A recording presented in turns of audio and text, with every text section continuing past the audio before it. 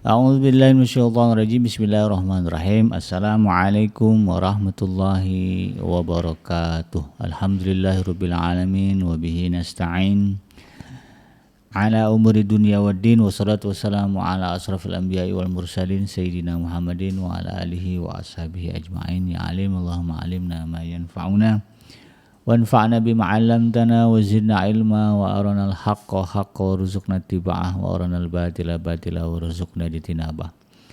Rabbana zidna ilman warzuqna fahman wa rizqan thayyiban wa amalan mutaqabbalan ya ghafur rabbana innana amanna faghfir lana dzunubana wa qina adzabannar.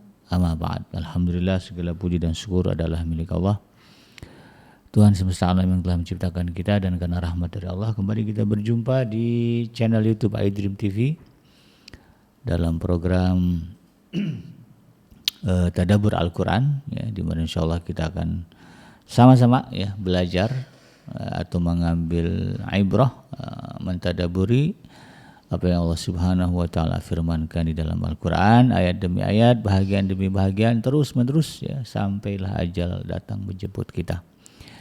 Tidak lupa kita baca salawat dan salam. Allahumma sholli ala Sayyidina Muhammad wa ala ali Sayyidina Muhammad. Assalamualaikum ayuhan Nabi wa rahmatullahi wabarakatuh. Semoga Allah terima ya salawat dan salam yang kita baca dan limpah curahkan kepada para nabi, para rasul, wabil khusus Rasulullah Muhammad sallallahu alaihi wasallam.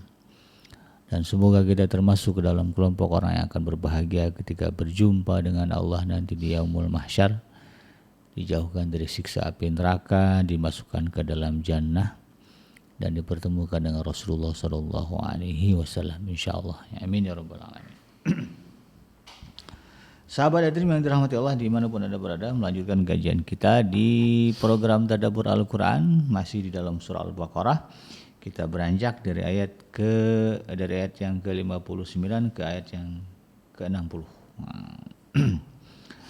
Di ayat yang ke-60 surah Al-Baqarah ini Allah Subhanahu wa taala masih bercerita tentang apa yang terjadi, yaitu peristiwa yang terjadi pada masa Nabi Allah Musa alaihissalam, di mana beliau diutus kepada kaum ya yang disebut sebagai Bani Israel, yang merupakan keturunan dari Nabi Allah Yaqub bin Ishak ya, bin Ibrahim alaihi salam. Ya, Nabi Allah Ibrahim dikenal sebagai seorang rasul yang mendapat gelar Khalilullah, ya, kekasihnya Allah Subhanahu wa taala, karena kecintaannya yang begitu besar kepada Allah sampai dibuktikan dengan kesanggupannya menyembelih ya atau mengorbankan anaknya demi menunjukkan cintanya kepada Allah.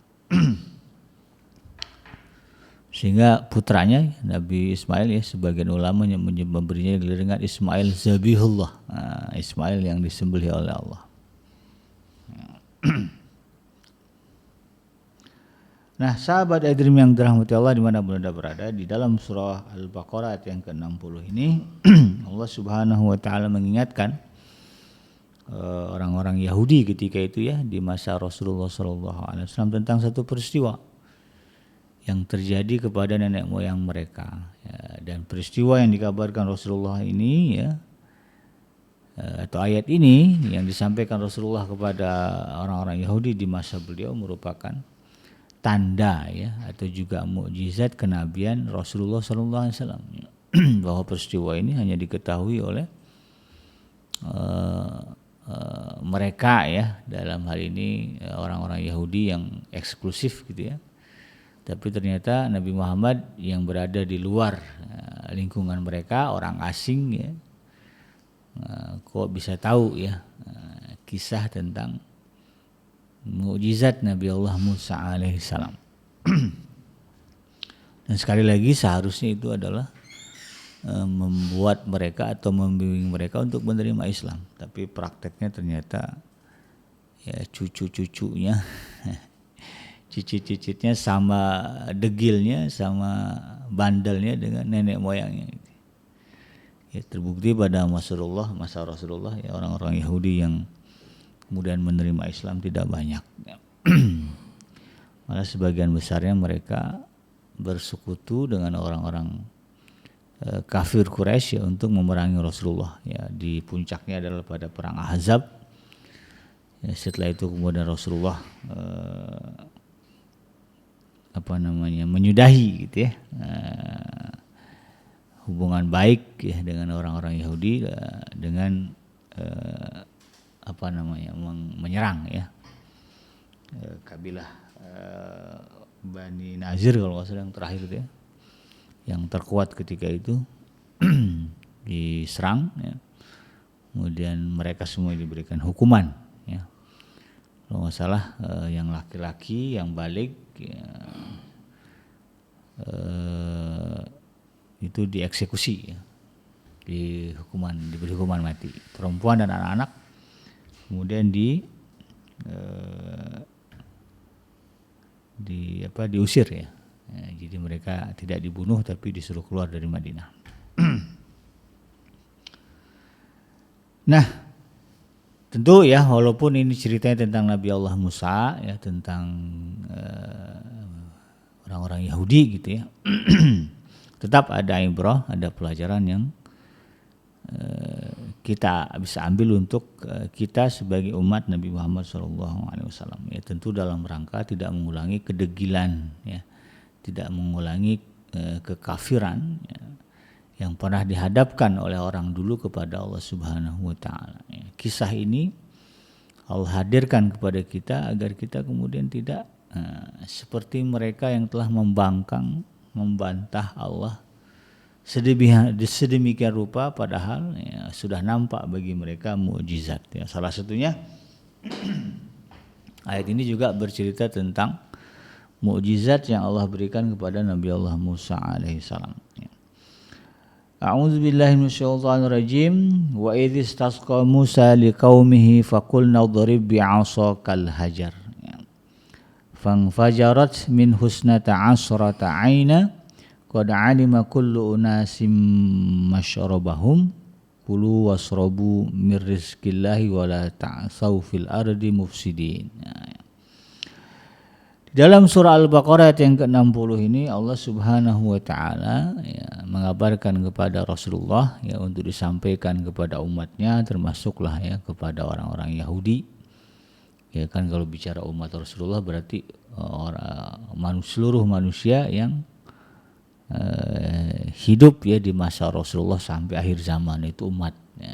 Cuma nanti kan ada yang membangkang, ada yang menerima. Nah, orang Yahudi ya di zaman Rasulullah termasuk orang yang membangkang ya. Apa kata Allah Subhanahu wa taala? Wa idz tasqa Musa liqaumihi ya. Dan ingatlah ketika Musa ya, Nabi Allah Musa alaihissalam ya, memohon ya, air ya, atau curahan air untuk kaumnya.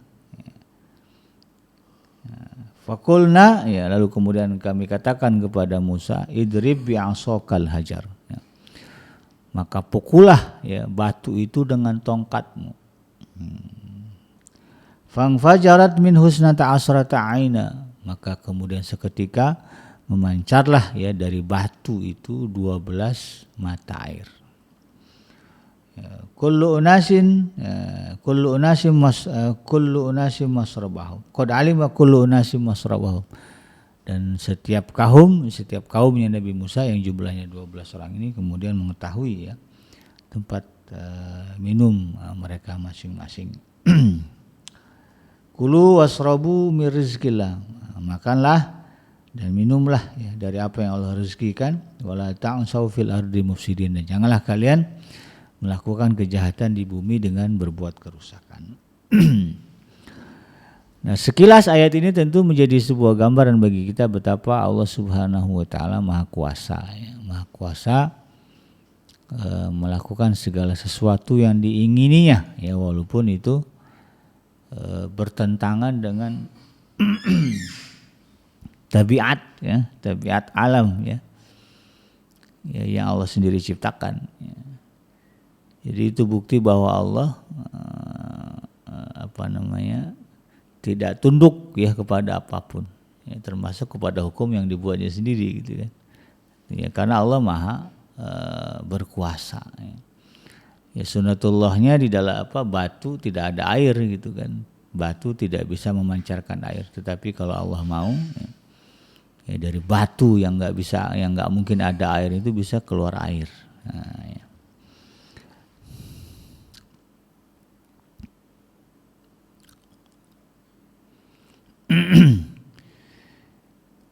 Jadi pada ayat sebelumnya ya kalau kita perhatikan di surah Al-Baqarah yang misalnya ayat yang ke-59, 58, 57 mundur ke belakang gitu kan. Ya, Allah Subhanahu wa taala yang menjelaskan tentang beragam anugerah yang dilimpahkan kepada Bani Israel ya, mulai dari keselamatan ya dari Firaun, kemudian kemarin ya kita sempat bahas bahwa mereka akhirnya diberikan makanan minuman ya manna dan salwa gitu kan, sehingga mereka tidak merasa khawatir terkait dengan makanan gitu kan. Jadi banyak nikmat yang Allah berikan kepada Bani Israel. Nah, lalu kemudian di ayat ini, di ayat yang ke-60 ini Allah Subhanahu wa taala ya mengingatkan juga kepada Bani Israel tentang nikmat lain yang telah diberikan oleh Allah kepada Nabi Musa. Nah, sebagai mukjizat Nabi Musa, yaitu adanya air ya yang sangat diperlukan oleh semua makhluk hidup ya, karena orang bisa bertahan hidup nggak makan sebulan bisa, tapi nggak bisa, manusia tidak akan bisa bertahan 3 hari saja. Hanya bisa bertahan 3 hari saja tanpa minum. Ya, setelah itu dia akan mati kehausan. Nah, jadi basic ya, kebutuhan yang sangat dasar yaitu air. Dan Allah berikan itu ya, dan cara Allah memberikan juga dengan cara yang aneh ya. Di mana tujuannya adalah menjadi pelajaran bagi Bani Israel bahwa memang Tuhan itu ada ya, dan Tuhan itu berkuasa ya, melakukan apa saja. Dan orang yang di hadapan mereka yaitu Nabi Musa adalah seorang utusan, ya utusan dari Tuhan. Ya, dia punya hubungan ya, koneksi dengan pencipta alam semesta kan. Sehingga apa yang dikatakannya jangan sampai kemudian diingkari. Ya, tujuannya kan begitu ya.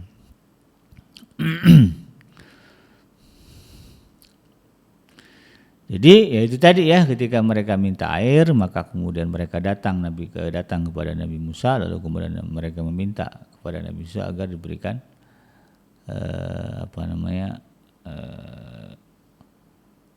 air ya sebagai sumber kehidupan gitu.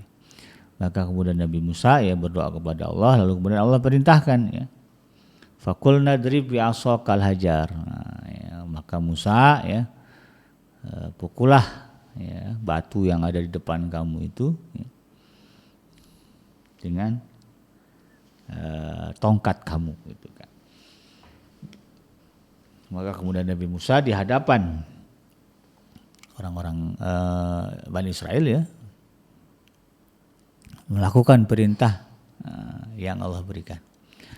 Di satu sisi ya inilah ya, walaupun Nabi Musa adalah orang yang kritis, gitu kan, kritis dalam artian ya tidak mudah percaya gitu kan, kemudian juga logikanya kencang gitu kan. Tapi ketika berhadapan dengan perintah Allah, Nabi Musa tetap pada prinsip sami'na wa ata'na.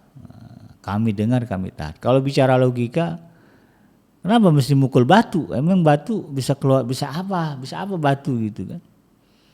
Kalau suruh gali tanah masih mending mungkin kan ya, tuh galilah tanah gitu kan, ada sumber air. Tapi cara Allah ya, menolong atau menunjukkan kekuasaannya atau mengabulkan doanya dengan cara yang unik, dengan cara yang di luar dari kebiasaan ya. Ya, justru Allah perintahkan kepada Nabi Musa, pukul tuh ya, batu ya, dengan tongkat kamu. Nabi Musa ya, meskipun kritis ya logis, tetapi ketika berhadapan dengan Allah ya, kekritisan kelogisannya diabaikan. Kan ada orang yang kemudian kalau kita perhatikan di zaman sekarang ya menolak Al-Quran sebagai sebuah kebenaran ya dengan ya, memakai logika. Nah, ini. Jadi seolah-olah Al-Quran bertentangan dengan logika. Padahal sebetulnya tidak ada satupun ayat di dalam Al-Quran yang bertentangan dengan logika. Nah, persoalannya logika kita aja nggak nyampe, tapi ada orang yang dengan sombongnya ya, seolah-olah ya, menolak ya, kebenaran perintah ya di dalam Al-Quran karena menganggap tidak logis, ya, tidak masuk di akal. Gitu kan. Misalnya hukum waris gitu kan. Ya, ada orang yang kemudian menolak hukum waris yang Allah perintahkan dengan mengedepankan logika. Ya, kenapa mesti perempuan satu bagian, laki-laki dua bagian? Harusnya sama lah. Ya, dibagi rata gitu kan. Nah, sehingga karena itu ya ada orang yang kemudian tidak patuh dan tunduk kepada hukum waris. Ya, termasuk juga misalnya poligami, Allah izinkan ya laki-laki berpoligami, tapi ada orang kemudian membantah dengan menganggapnya tidak logis gitu kan. Jadi pada dasarnya ya ibrah yang pertama dari ayat ini ketika berbicara perintah dan larangan dari Allah ya, kita harus seperti Nabi Musa ya, mengedepankan prinsip taat dan patuh, sami'na wa ta'na. Ya, kami dengar, kami taat. Ya, tidak ada tapi-tapian. Nah, ya, ketika datang perintah jangan kemudian tapi kan begini, nah, itu tidak ada. Nabi Musa yang begitu kritis sekalipun gitu, yang main logika gitu. Makanya untuk Nabi Musa kan langsung Allah yang berfirman kan. Ya, wa kalamallahu Musa taklima, karena kalau yang datang utusan Tuhan Nabi Musa nggak akan percaya gitu kan, siapa ya, siapa malaikat, jangan-jangan kamu jin bohong sama saya gitu kan.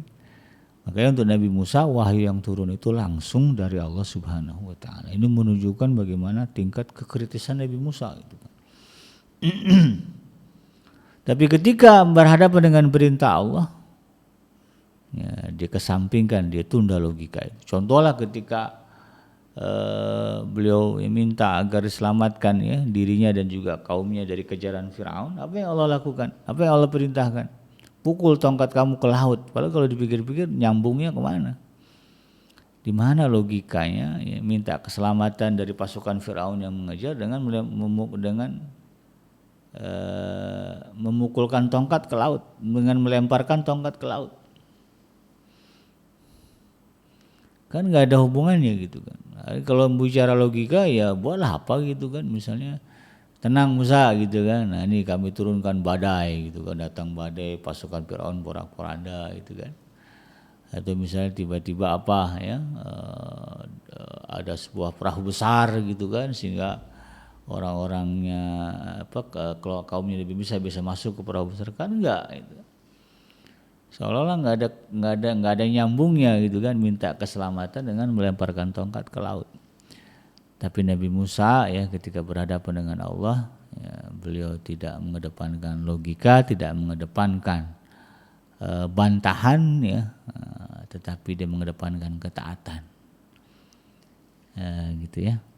Dan terbukti ternyata begitu taat barulah Allah tunjukkan. Jadi sahabat Adrim ya, dalam hal ini ketika kita meminta tolong kepada Allah, yang perlu kita kedepankan ya sebelum mendapatkan pertolongan Allah itu adalah ketaatan. Seringkali ya kalau kita bicara praktek ya, kita berdoa dan meminta ya, kita minta kepada Allah ya, misalnya rezeki ya atau apa ya, kita punya utang minta dilunasi, ya Allah ya saya punya utang sekian, aku mohon ya bantu aku melunasinya. Itu kan kita doa itu. Nah cara Allah ya sebelum memberikan bantuan ya, mengabulkan doa kita ya, membantu kita melunasi utang, Allah tuh mengirim dulu ya orang kepada kita untuk menguji ketaatan kita kepada Allah. Tiba-tiba setelah itu ya datang orang minjam uang atau minta bantuan.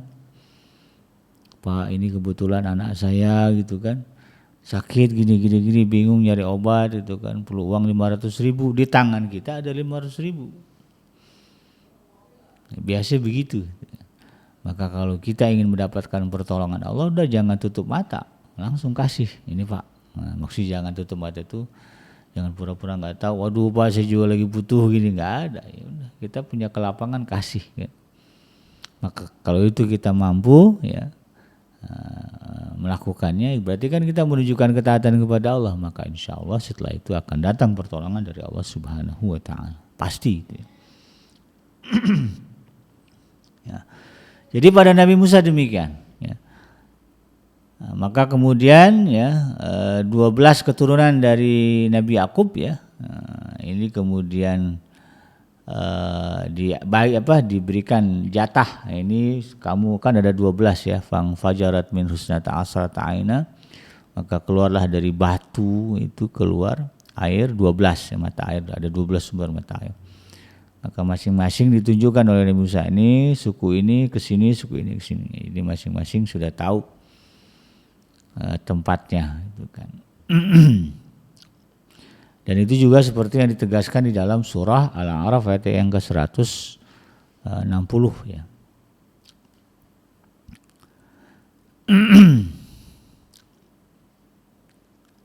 Nah, sahabat hadirin yang dirahmati Allah ya, satu ibrah juga di ayat ini adalah ya, jadi kita mengetahui bahwa Allah Subhanahu wa taala Maha Kuasa ya, untuk melakukan apapun gitu ya. Tetapi kenapa di dalam ayat ini ya, Allah memerintahkan Nabi Musa memukulkan tongkat ke batu. Padahal bicara kekuasaan Allah yang enggak dipukul pun tongkat tetap akan keluar air ya. Misalnya Nabi Musa berdoa, ya Allah berilah kami ya ini Bani Israel ini air gitu kan. Maka Allah mudah bagi Allah, ya akan aku berikan. Tiba-tiba aja misalkan air keluar. Ya. Bisa iyalah ya, tidak akan susah bagi Allah. Tetapi kenapa kemudian ada perintah Allah kepada Nabi Musa untuk melakukan sesuatu sebelum kemudian mendapatkan atau hajatnya terpenuhi, yaitu ya, memukulkan tongkat ke batu. Nah, apa pelajaran di balik ini ya? Bahwa meskipun ya Allah Subhanahu wa taala Maha berkuasa, Ia bisa mengeluarkan air dari batu tanpa dipukul ya oleh Nabi Musa sekalipun, tetapi Allah ingin memperlihatkan ya kepada hambanya, terutama dalam konteks ayat ini kepada Bani Israel begitu ya, adanya hubungan sebab akibat. Ya, jadi bicaranya adalah sunnatullah ya, hukum sebab akibat. Ya, karena memang di dunia itu begitu ya. Jadi walaupun Allah mampu ya menciptakan segala sesuatu ya, sebagaimana disebutkan di dalam surah Yasin, fa idza arada syai'an ayyakula lahu kun fayakun ya. Tetap di dalam proses kun fayakun itu ada proses. Jadi kita manusia ya tidak bisa lepas dari yang namanya proses ya. Segala sesuatunya berproses ya, tidak ada yang kemudian bim salah bim jadi gitu kan. Walaupun ya mudah bagi Allah mengeluarkan air ya dari manapun yang Dia mau, tetapi itu semuanya by proses ya. Jadi manusia ketika menyandarkan hajatnya kepada Allah ya, seperti Bani Israel yang minta air kepada Allah, tapi ya tetap ya harus ada effort, harus ada usaha, ikhtiar, ada proses yang harus dilakukan walaupun kecil dan sedikit. Jadi jangan mentang-mentang ya tahu Allah Maha Kuasa kemudian merasa udah biar nanti diselesaikan sama Tuhan semuanya, nggak bisa begitu ya. Ya, kalau berbicara dakwahnya Rasulullah misalnya ya, kita tahu bagaimana ya Rasulullah SAW kalau bicara kebenaran ya, tidak ada bantahan teratas risalah yang dibawa Rasulullah SAW. Tetapi prakteknya ya ternyata yang membantah ya ada dan banyak ya. Dan itu dihadapi Rasulullah ya sebagaimana proses ya. Tidak kemudian ya menyalahi proses ya, kayak perang misalnya, Rasulullah tidak selalu menang dalam perang ya. Ya dalam perang Badar menang, kemudian di perang Uhud kalah gitu kan. Ya, karena itu bagian dari hukum ya, hukum sebab akibat ya. Kelalaian kaum muslimin di perang Uhud begitu kan atas perintah Rasulullah menyebabkan mereka kalah. Nah, jadi dalam hal ini walaupun kita benar tetap ya segala sesuatunya harus mengikuti proses. Nah, jadi nggak boleh main belakang gitu ya. Ikuti SOP-nya ya, ketetapannya, ketentuannya. Minta rezeki kepada Allah ya. Tapi prosesnya kita jalani apa ya, bekerja, berusaha, berdagang ya, etis meminta lah gitu ya. Meminjam gitu kan, muamalahnya dikerjakan Nah, nanti baru Allah akan berikan. Tapi kalau sekedar meminta, kemudian tidak ada ikhtiar ke arah sana, tidak ada usaha yang ditujukan ke arah sana, ya jangan salahkan kalau kemudian Allah tidak mengabulkan doa itu. Ya. Jadi jangan katakan Allah tidak mengabulkan doa, kitanya yang nggak tahu diri gitu kan. Ya, tidak mengikuti proses minta anak, ya Allah berikanlah kami keturunan, tapi kemudian tidak ada usaha untuk mengarah ke sana. Oh, harusnya apa? Ketika minta anak cek ya, minta anak doa kepada Allah, kemudian cek ya, istri gimana, suami gimana, mandul tidak ya. Oh ternyata mandul, nah, ya. Tidak bisa punya keturunan. Nah, ada nggak ikhtiar? Nah, gitu kan, ada itu kan, ikut medis gitu kan. Apalagi zaman sekarang teknologi canggih ya, ada proses inseminasi ya, bayi tabung lah gitu ya, sampai ke sana. Nah itu bagian dari sunatullahnya ketika kita minta sesuatu kepada Allah. Ya. Jangan kemudian berdoa minta keturunan kepada Allah tapi tidak ada usaha ke sana. Nah, kemudian tidak punya anak juga, ya, lalu mengatakan Allah emang nggak mengabulkan doa saya gitu. Ya nggak begitu juga itu ya. Itu contohnya. Ya di satu sisi ya gitu kan, bahwa selain ada hubungan sebab akibat ya, juga ini merupakan bukti bahwa orang yang di hadapan mereka ya, Nabi Musa alaihissalam itu bukan orang biasa, tapi betul-betul utusan dari Allah Subhanahu wa taala. Gitu kan.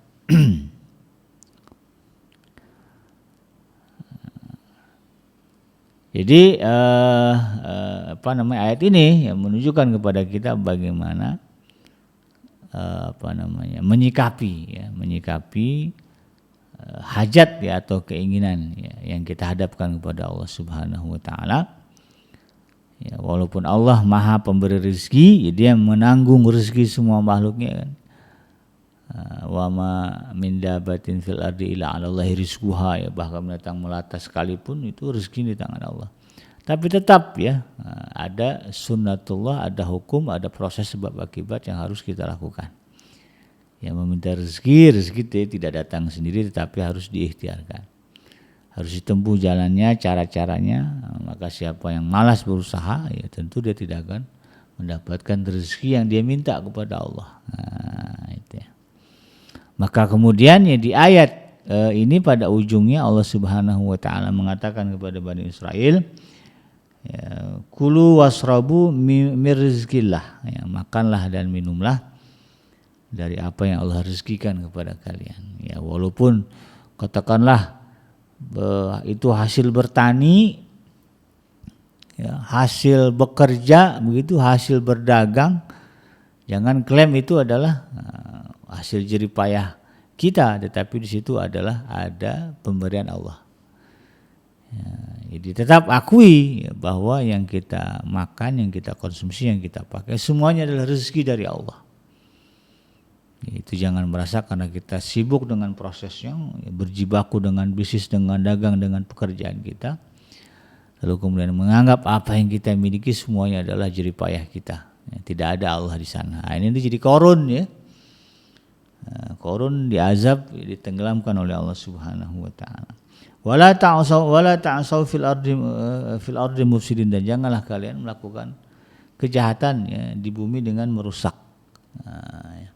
Dan itulah yang terjadi ya pada Bani Israel hari ini, betapa mereka ya, menunjukkan kekafiran luar biasa kepada Allah dengan yang membombardir ya wilayah Palestina, ya, dibakar habis, gedung-gedung dihancurkan ya.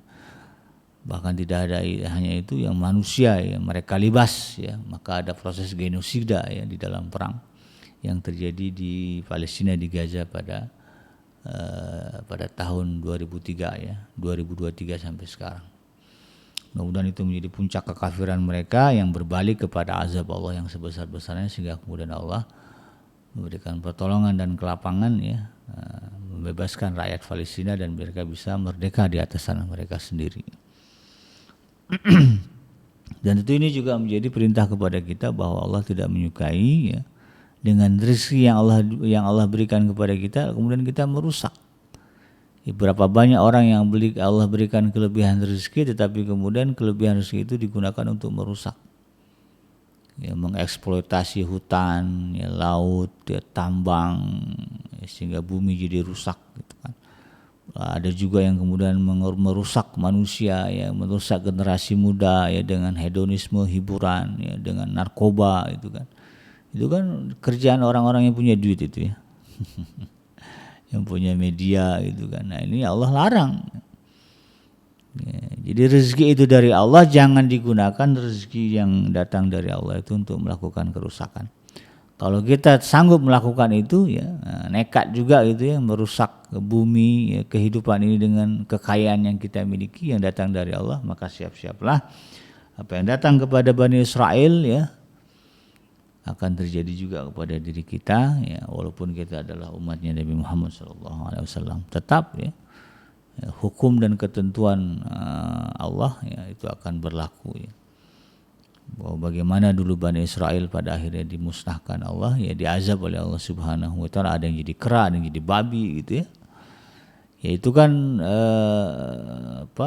perumpamaan, ya. Walaupun fisiknya manusia, ya bisa saja kemudian perangainya seperti monyet dan babi gitu, ya. Kan banyak orang zaman sekarang, ya, badannya orang tapi perangainya kayak monyet, ya, keserakahannya melebihi kera gitu kan. Kebodohannya juga melebihi kera dan babi gitu kan. Nah, tidak kepeduliannya sama dengan babi. Babi itu kan hewan yang enggak peduli, ya. Ya. Ya, masa bodoh.